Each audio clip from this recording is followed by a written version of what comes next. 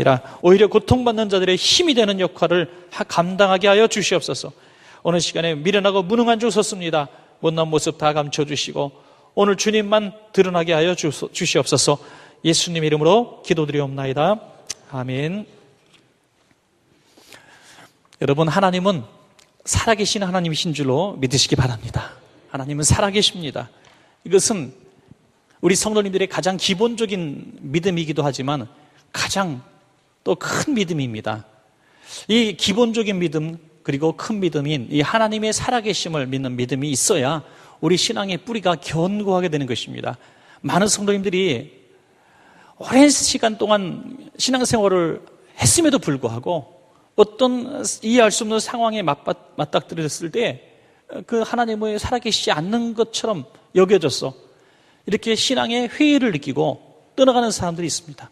특별히 아직 어린 시절부터 이렇게 신앙생활을 친구 따라서 교회를 쭉 나와서 교회 안에서 그냥 친구들이 좋고 예배가 좋고 성장을 했는데 어느 순간 하나님을 인격적으로 만나지 못한 그 까닭에 하나님이 계시지 않는 회의를 느끼고 떠나가는 사람들도 있다는 것입니다.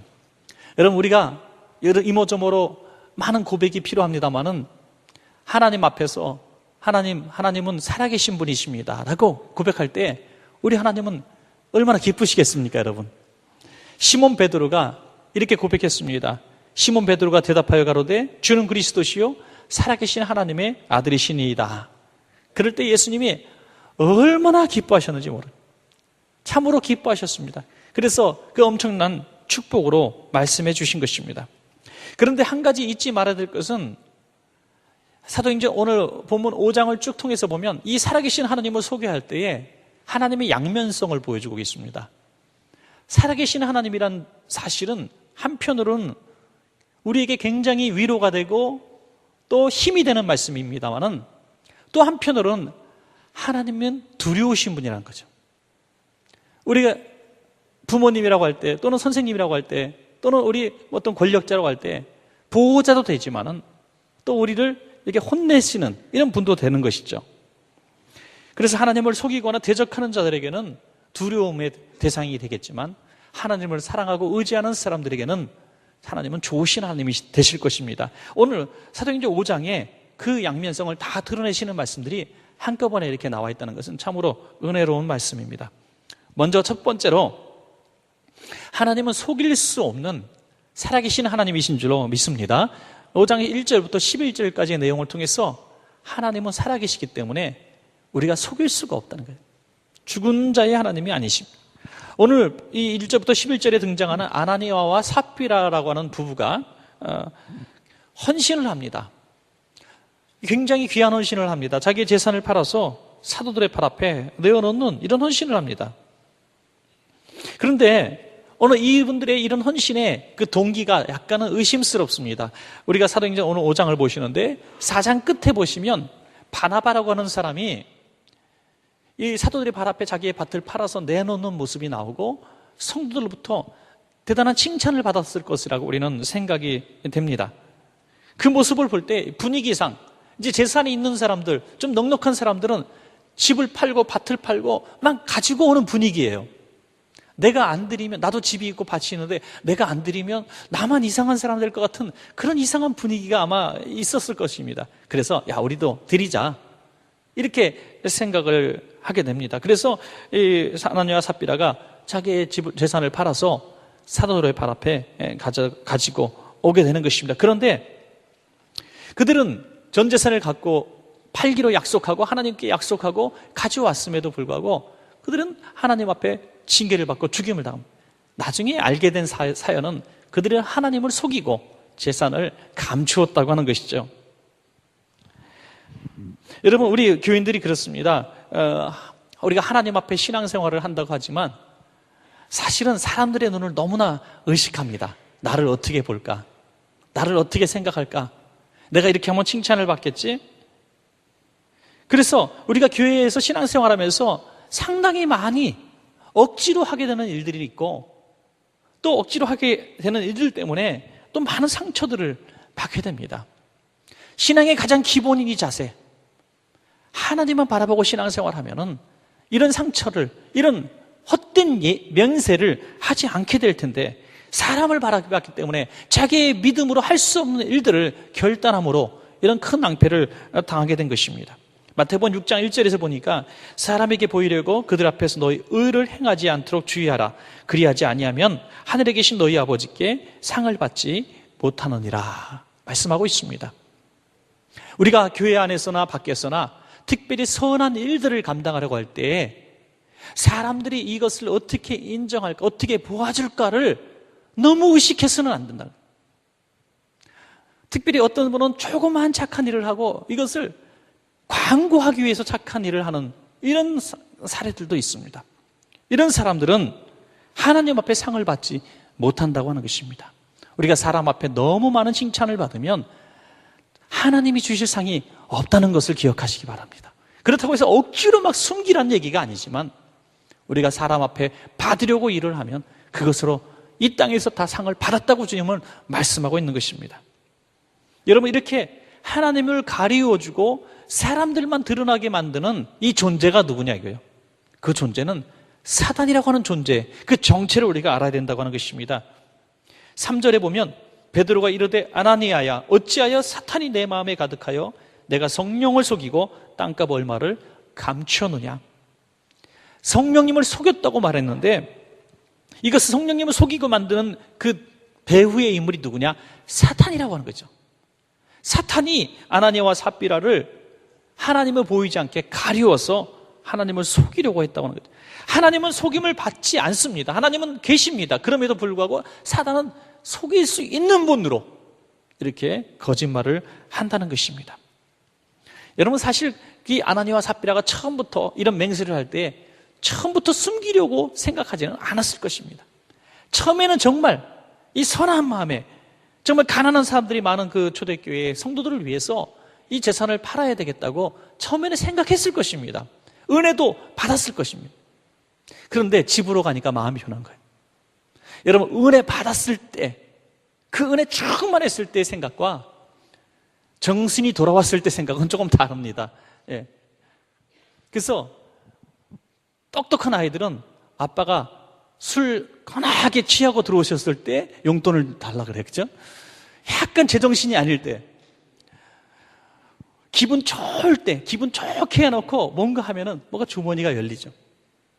여러분, 꼭 그것과 비슷한 얘기는 아닙니다만은 우리가 은혜를 받았을 때, 성령으로 막 감사했을 때, 그때는 뭐든지 하나님 앞에 할 수 있을 것 같아요. 뭐든지. 그런데 그것으로 인하여 나중에 큰 낭패를 보는 사람들을 봅니다. 우리가 성전 건축을 할 때 여러분 기억하시겠습니다만은 즉석에서 막 나눠주고 하지 않고 적어도 한 달 정도 부부가 기도하고 결정하라고 말씀을 드렸었습니다. 그랬더니 아니나 다를까 최저의 헌금 작정서가 들어오더라고요. 예. 보통 교회에서 볼 수 없는 정도의 작은, 그렇지만 작정된 액수보다 여러분 지금은 더 많은 헌금을 하셨습니다. 할렐루야. 그것이 뭡니까?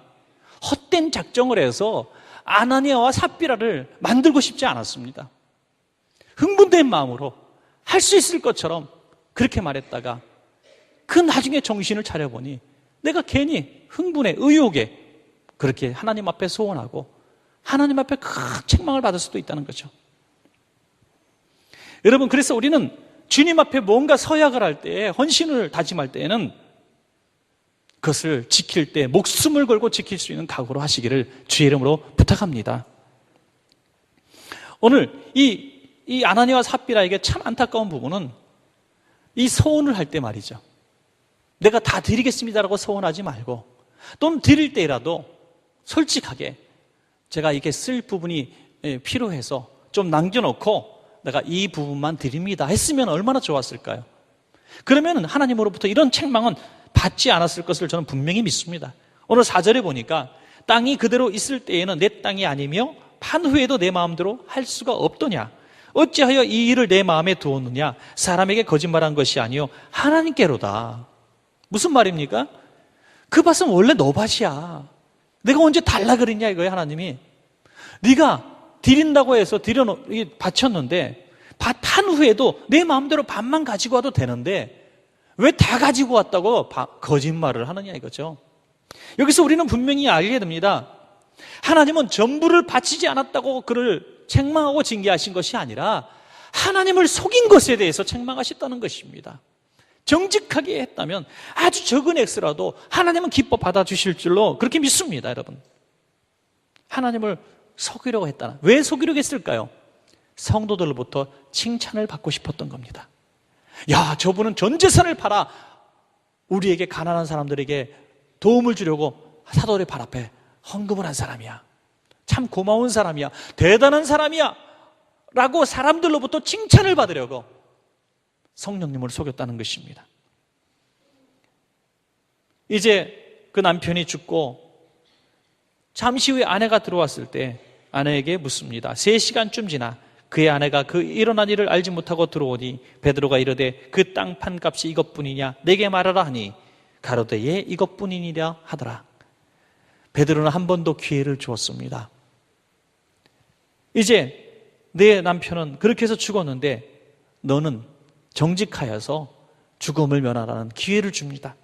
그런데 이 아내마저 예 이것뿐입니다라고 똑같은 거짓말을 하여 베드로의 발 앞에 엎드려 죽고 말았습니다. 여러분, 사람에게 거짓말한 것이 아니요 하나님께로다. 저는 이 부부가 당한 일을 보면서 참 안타까운 부분은 부부가 같이 멸망당했다는 거죠. 이 부부 중에 누가 먼저 땅을 팔기로 했고 하자고 했고 또 누가 먼저 땅값을 감추자고 했는지는 성경에 나오지 않습니다. 그러나 누군가 한 사람이 아마도 먼저 강력하게 얘기했을 것이고 야 그래도 어떻게 하나님을 속여, 야 어떻게 그래 라고 대답했던 사람이 부부 중에 한 사람은 있었을 것입니다. 그러나 워낙 한 사람이 강력하게 얘기를 해서 졌는지도 모르겠습니다. 저는 이 아하방이라는 사람을 보면서 참 안타까운 일은 이 아내 이세벨 때문에 같이 멸망당하는 같은 사람이 되어가는 모습을 보는 것입니다. 여러분 먼저 생각해 보면 아하방은 사실 이세벨이 가지고 온 우상 때문에 이스라엘의 우상을 퍼뜨린 사람이 되었습니다. 자기는 왕이라고 하는 이 위치에 있었기 때문에 이스라엘 백성을 신앙 공동체로 이끌어가는 책임이 있었는데 이 아내를 얻을 때 우상을 가지고 오는 아내를 얻었습니다. 그 아내를 우상을 섬기지 못하도록 말렸어야 되는데 오히려 허용한 것이 이스라엘의 우상을 퍼지게 만드는, 자기가 의도한 바는 아니었지만 이스라엘 우상 숭배의 국가가 되게 만들어버렸습니다.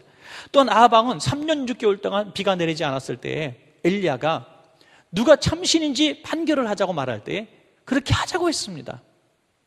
그래서 갈멜산에서 하나님의 제단에 불이 내렸을 때 하나님만이 참신이라고 인정하고 바알과 아세라 선지자들을 죽이는 것을 허용한 사람이에요. 허락한 사람이에요. 그런데 곧 아내 이세벨이 엘리야를 죽이고자 했을 때 아하방이 이렇게 말했어야 됩니다. 여보, 내가 보니까 엘리야의 하나님이 참신이야. 하늘에서 불이 내려왔단 말이야. 비가 내려왔단 말이야. 우리는 하나님을 섬겨야 돼.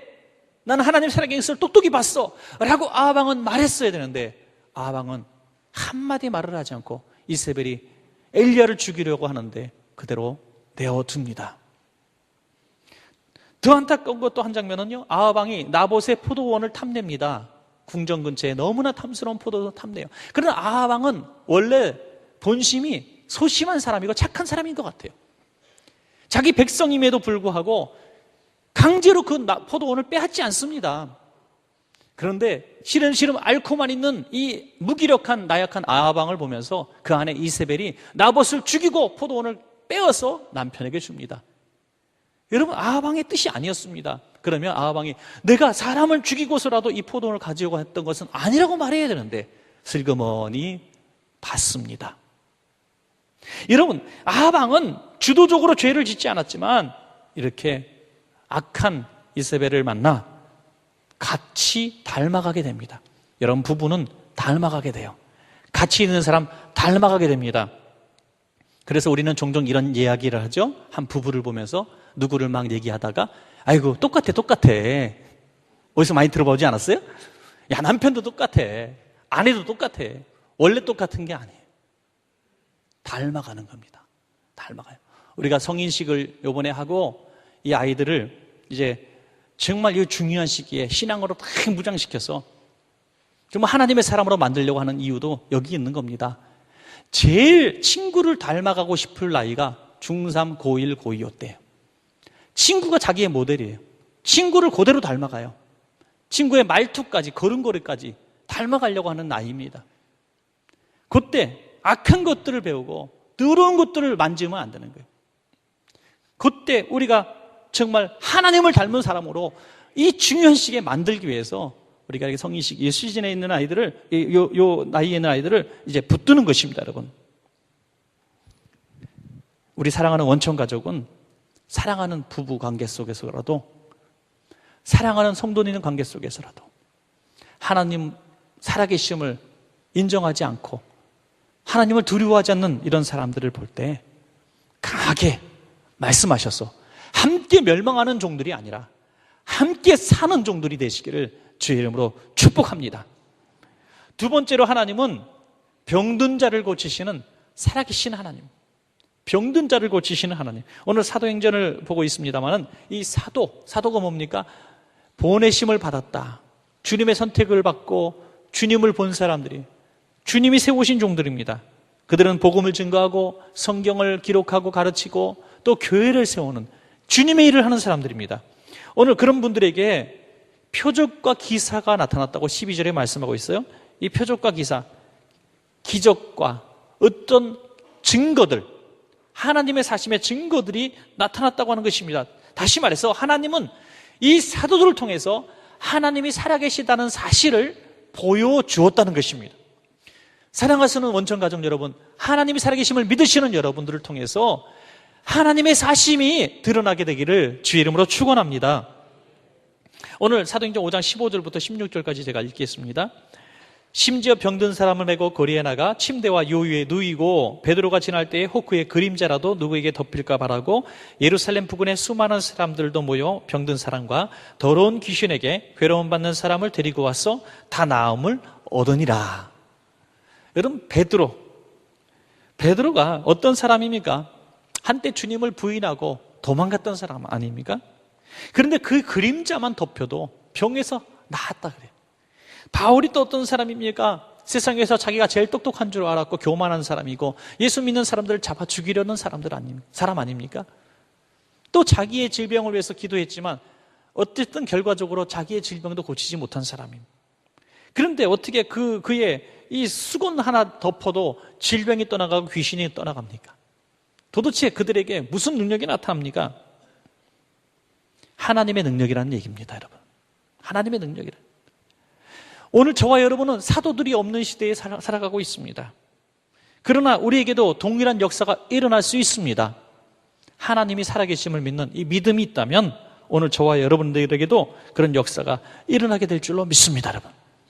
마가복음 9장 23절에 예수께서 이르시되 할 수 있거든이 무슨 말이냐? 믿는 자에게는 능히 하지 못할 일이 없느니라 그랬어요. 믿는 자에게는 하나님의 살아계심을 믿고 기도하면 역사가 나타난다는 것입니다.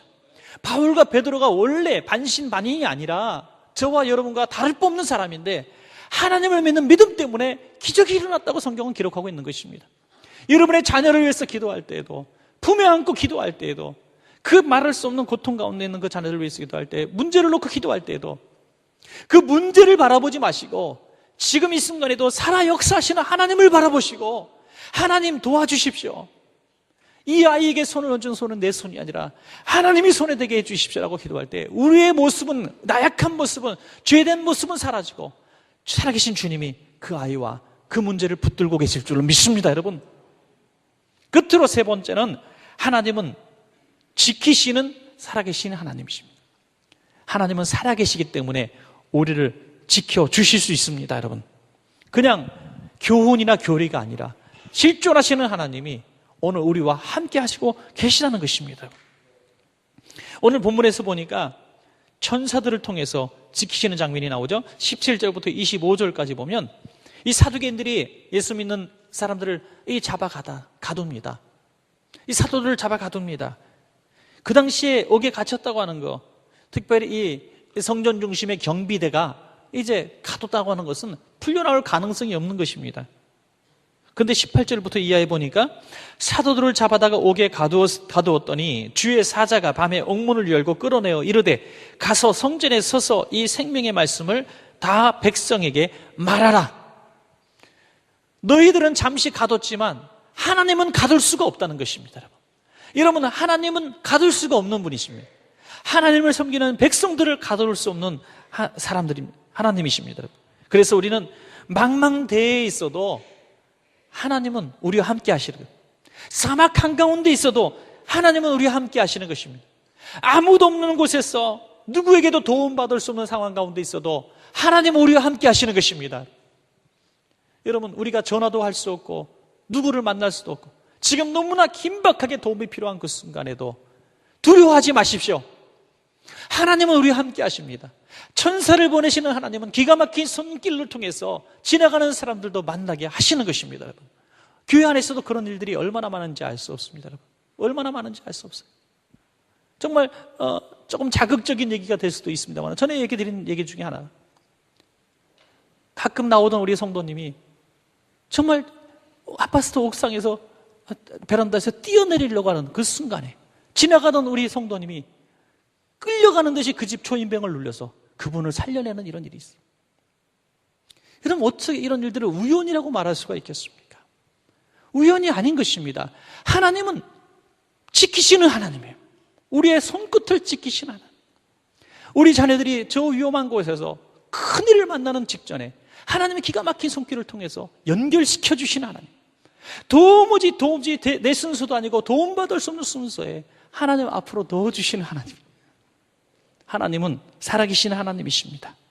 그러므로 사람을 안전하게 의지하지 마시고 하나님을 의지하시기 바랍니다. 또한 하나님은 천사만 움직이고 이 천지지변만 움직이는 하나님이 아니라, 천지만 움직이는 하나님이 아니라 사람들도 움직이신 하나님입니다. 사도들이 사도들을 백성들이 다 잡아 죽이려고 했습니다. 사두개인들은 사도들을 다 죽이자고 실제로 선동을 했습니다. 그때 하나님은 가말리엘이라고 하는 사람을 보내십니다. 오늘 34절 보시면 바리새인 가말리엘은 율법 교사로 모든 백성에게 존경을 받는 자라. 그가 34절 끝에 보면 공회 중에 일어나 명하여 사도들을 잠깐 밖에 나가게 하고 분위기를 반전시킵니다. 사도들을 잠깐 나가게 하고 얘기합니다. 35절 말하되 이스라엘 사람들아 너희가 이 사람들에 대하여 어떻게 하려는지 조심하라. 함부로 행동하지 마라. 죽이지 말라는 것입니다. 그러면서 두 가지 사례를 얘기하죠. 드다와 갈릴리 유다라는 사람의 이야기를 합니다. 둘 다 요세푸스의 이야기에 등장을 한다고 합니다. 이 드다라고 하는 사람은 마술사였습니다. 그리고 한마디로 오늘 말로 사이비 교주입니다. 그러나 그의 거짓은 다 드러나게 되고 처형을 당하게 됩니다. 갈릴리 유다도 이제 이 로마에 세를 바치는 것이 합당치 않다는 이 주장을 해서 이제 이 난을 일으킵니다. 그렇지만 곧 처형을 당하게 되었습니다. 여러분, 오늘 두 사건을 얘기하는 거예요. 아무리 백성들을 막 선동하고 나라를 뒤집어 놓을 것 같고 세상을 바꿀 것 같은 사람들도 시간 지나니까 다 정체도 드러나고 또 죽임도 당하고 다 사라지지 않았느냐 이거예요. 오늘 이 사도들이 이런 사상과 이런 일들이 굉장히 세상을 흔드는 것 같지만 거짓이면 곧 사그러들 것이고 또 진리면은 하나님이 함께 하시는 것을 진짜 진리라면 너희들이 하나님을 대적하는 꼴이 되지 않겠느냐. 오늘 38절 39절인 말씀입니다. 이제 내가 너희에게 말하노니 이 사람들을 상관 말고 버려두라. 이 사상과 이 소행이 사람으로부터 났으면 무너질 것이요 만약 하나님께로부터 났으면 너희가 그들을 무너뜨릴 수 없겠고 도리어 하나님을 대적하는 자가 될까 하노라 하니. 여러분, 얼마나 지혜로운 말씀입니까? 저는 여기서 굉장히 좋은 힌트를 하나 얻습니다. 다른 성도님이나 다른 교회나 다른 목사님들이 어떤 일을 할 때에 내 마음에 맞지 않고 하고 옳지 않다고 생각해도 우리가 하는 일이 아니면 사실 그대로 지켜보는 것이 중요합니다. 여러분, 함부로 비판할 게 아니더라고요. 왜? 그들이 하나님의 뜻대로 행하는 것이 아니면 하나님이 다 처리하십니다. 시대가 가면서 다 진실이 드러납니다. 거짓도 드러납니다. 그러나 혹시라도 내가 비판했던 그 사람이 정말 하나님이 시키신 일을 하고 있었다면 저는 하나님을 대적하는 사람이 되는 거예요. 그러니까 우리가 함부로 옳다 그러다 말할 게 아니더라고요. 예. 믿습니까, 여러분? 오늘 이런 지혜로운 조언을 얻고 이 사두개인데 그 말을 수용을 합니다. 그래서 사두를 내어주게 되는 것이죠.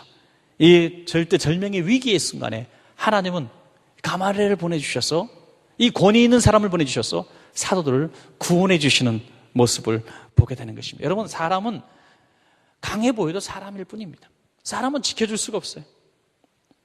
우리는 지난주에 북한의 지하교회 배경으로 한 영화 신이 보낸 사람을 우리 같이 보지 않았습니까? 여기 보신 분들도 많이 계실 텐데요. 우리 성도님의 헌신으로 인해서 257석 전석을 구매해서 우리 성도님들에게 이렇게 보여드릴 수가 있었습니다.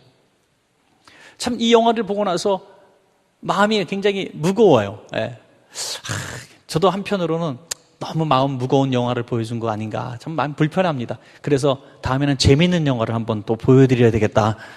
아주 유쾌한 영화를. 그런 생각을 합니다. 다음번에 또 표를 사서 헌신할 분이 벌써 2분이 대기 중입니다. 할렐루야. 우린 영화 보는 교회. 여기서 보면 왜 마음이 무거웠냐면, 저는 사실 이 시사회도 봤습니다만은 이 탈북 이야기를 그리는 줄 알았어요, 처음에는. 그래서 이 한 지하교회 성도들이 다 탈북을 하고 한국에 정착한 이런 스토리인 줄로 그냥 막연하게 기대를 하고 갔는데 한 명도 남김없이 다 처형을 당하고 죽습니다. 그래서 너무 찝찝한 거예요. 그래도 한두 명은 좀 살려서 남한으로 보내주지, 다 죽는 거를. 끝에 대사 중에 주인공이 이런 얘기를 합니다.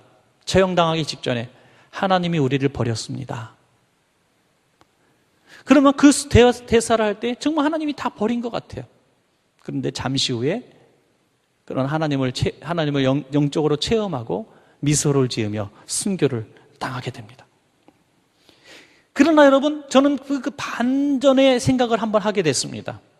그 정도로 압제받는 땅, 그 정도로 자유가 없는 땅에서, 그것도 60년이 지난 오늘 복음이 들어갈 수 없고 예수 믿는다면 다 잡아 죽이는 그 땅에서 어떻게 목숨을 걸고 신앙생활하는 사람이 20만 가까이 되느냐 이거예요. 여러분, 이게 놀라운 일입니다. 어떻게 20만 되는 사람이 죽임을 현재 당하지 않고 신앙생활을 하고 있느냐? 하나님이 지켜주고 계신다는 겁니다. 하나님이 보호하고 계신다는 것입니다. 기가 막힌 눈을 통해서, 사람을 통해서, 깨달음을 통해서 가리우게 하시는 거예요. 그들의 눈을 가리워서 그들을 지켜주고 계시는 것입니다. 어떻게 안 드러날 수가 있냐 이거예요. 어떻게 안 드러날 수가 있습니까? 기독교 역사 2000년 동안 온갖 박해 속에서도, 핍박 속에서도 오늘 복음을 가진 사람들이 살아남을 수 있는 이유는, 선교지에서 선교할 수 있는 이유는 하나님이 지켜주고 계시기 때문인 것입니다.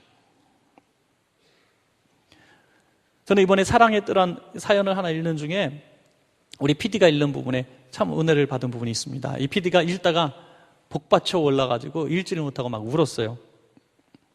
그 PD가 읽던 그 내용은 이런 내용입니다.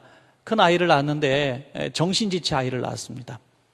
그래서 하나님은 왜 이런 아이를 내게 주셨습니까? 라고 너무나 원망하고 힘들어서, 하지만 어떻게 잘 키워야 되지 않겠어요? 그래서 열심히 키우고 있는데 이제 둘째 딸이 낳았는데 이 딸을 돌볼 시간이 없는 거예요. 이 큰 아이를 키우느라고. 온통 손이 가니까. 그러니까 둘째 아이, 딸이 어린데 이제 마음에 병이 생긴 거예요.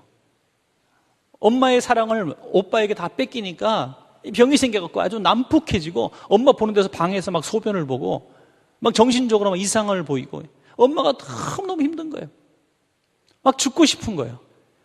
그런데 이 아이, 큰 아이가 10살밖에 안 되고 둘째는 더 어린데, 하필이면 작년엔 또 남편이 이 식구들 다 버리고 도망가 버렸어. 정말 살고 싶지 않은 이 환경. 이제 나는 버림받은 사람이구나, 죽어야 되겠구나 하는 상황. 그 상황에도 그가 살 수 있었던 것은 하나님이 함께 하셨기 때문이라는 거예요. 하나님이, 딸아, 내가 너를 사랑한다, 내가 너희 가정을 지킨다는 그런 포근한 하나님의 사랑을 느꼈기 때문에 살아남을 수 있었다는 거예요. 사연을 보내며 감사글을 썼던 거예요. 여러분, 살아계신 하나님은 고난을 안 주시는 하나님, 고난을 막아주시는 하나님이라기보다 고난 가운데서도 우리와 함께 하시는 하나님이라는 겁니다. 그래서 살아계신 하나님이라는 거예요. 사랑하신 여러분, 하나님은 살아계신 하나님이십니다. 그리고 우리와 함께 하시는 하나님이십니다. 그 두려우신 하나님, 좋으신 하나님은 양면성을 가지고 있다고 했어요. 우리가 한없이 의지하고 사랑하면 너무너무 좋으신 하나님, 우리가 하나님을 속이려고 하면 하나님은 무서우신 하나님이다. 오늘 이 귀한 하나님, 살아계신 하나님을 늘 가까이 두고 늘 함께 하시는 좋으신 하나님을 섬기는 여러분 되시기를 축원합니다. 기도하시겠습니다. 우리 하나님성으로 기도할 때 하나님, 내게는 평생 동안 두려움의 하나님이 아니라 좋으신 하나님이 되게 하여 주시옵소서. 오늘 너무나 힘들고 어려운 분들이 있습니까? 살아계신 하나님이 우리와 함께 하심을 믿으시기 바랍니다. 하나님, 그 사랑의 손길로 우리를 안아주시고 보호하시고 치료하시고 인도해 주옵소서. 그 하나님께 부르짖어 기도하십시오. 살아계신 하나님이 여러분들 도와주실 줄로 믿습니다. 우리 하나님성으로 기도합니다. 은혜와 자비가 풍성하신 아버지 하나님, 감사합니다. 하나님은 살아계신 하나님이십니다. 하나님은 죽은 자의 하나님이 아니라 산 자의 하나님이신 줄로 믿습니다. 오늘 힘들고 어려운 시대를 살아가고 있지만 우리에게는 하나님이 계십니다. 하나님은 다 보고 계시고 다 알고 계십니다. 우리의 신음소리를 들으시고 우리의 눈물을 보시는 하나님이신 줄로 믿습니다. 하나님이 우리를 알고 계시니 사람이 나를 몰라준다 할지라도, 사람이 나를 오해한다 할지라도 두려워하지 않습니다. 슬퍼하지 않습니다. 하나님이 기억하시면 족합니다. 하나님이 하시면 족합니다. 모든 선한 일을 할 때에도 하나님을 바라보고 행하게 하여 주시옵소서. 하나님, 어떤 일을 판단할 때에도 하나님이 함께 하시는 사람을 대적하지 말게 하시고, 하나님이 하시는 일들을 우리가 협력하는 정도 되게 도와주시옵소서. 하나님이 살아계심을 믿는데 우리가 하나님을 두려워하시기도 할 줄도 알기를 원합니다. 우리의 죄악을 가지고 살아갈 때에 하나님 앞에 날마다 정직하게 고백하게 도와주시고, 그 살아계신 하나님을 인정함으로 말미암아 하나님을 속이는 일이 한평생 없도록 주님 인도하여 주시옵소서. 하나님, 우리가 최선을 다해서 하루하루 힘겹게 살아가지만 우리가 살아계신 하나님을 의지합니다. 하나님께서 먹을 것, 입을 것, 우리의 살아갈 모든 필요한 것들을 채워주실 줄로 믿습니다. 지금은 숨이 막히고, 지금은 죽을 것만 같고, 지금은 조그만 빛도 보이지 않고 희망도 보이지 않지만은 하나님 아버지, 하나님은 살아계신 하나님이신 줄로 우리가 믿습니다. 웅동에서 우리를 이끌어 올리시고 죽은 사망의 음침한 골짜기에서 우리를 동행해 주시는 하나님이신 줄로 믿습니다. 아무것도 없는 곳에서도 유를 창조하시는 하나님이신 줄로 믿습니다. 우리가 그 좋으신 하나님을 믿습니다. 의지합니다. 한평생 주님과 동행할 수 있도록 인도하여 주시옵소서. 좋으신 하나님, 하나님은 살아계신 하나님이신 줄로 믿습니다. 우리가 이 가장 기본적인 이 믿음, 주님 앞에 서는 날까지 조금도 잃어버리지 않도록 붙들어 주시옵소서. 오늘 우리가 일순간 순간마다 하나님은 내 곁에 계시고 보고 계시는 줄로 믿습니다. 우리가 아무도 없는 방 안에서 이불을 뒤집어 쓰고 통곡의 눈물을 흘릴 때에도 우리의 눈물을 보시고 신음소리를 들으시는 하나님을 믿고 위로받습니다. 하나님 아버지, 그 살아계신 하나님, 그 좋으신 하나님이 우리의 치료자 되시고 우리의 인도자가 되실 줄로 믿습니다. 우리가 손을 넘고 기도할 때에도 우리가 약하고 무능하고 부족하지만은 살아계신 하나님의 이름으로 기도할 때에 능력이 나타날 줄로 믿습니다. 그 하나님